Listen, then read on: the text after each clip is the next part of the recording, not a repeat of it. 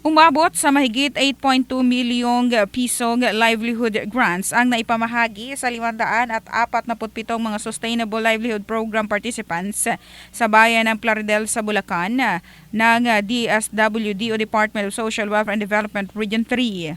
Ang mga ito ay tumanggap ng tig 15,000 pesos para sa kanilang mga itatayong kabuhayan. Kaugnay nito ay magsasagawa rin ng monitoring at magbibigay ng technical assistance ang SLP para tumugon sa mga pangangailangan ng mga partisipants sa pamamahala sa kanilang mga napiling negosyo.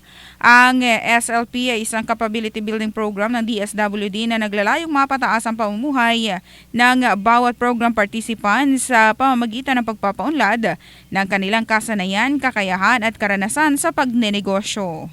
Iyan ang report, hatid ng Drive Max Plus Herbal Capsule, lalaking laging umaangat in the heart of changing lives.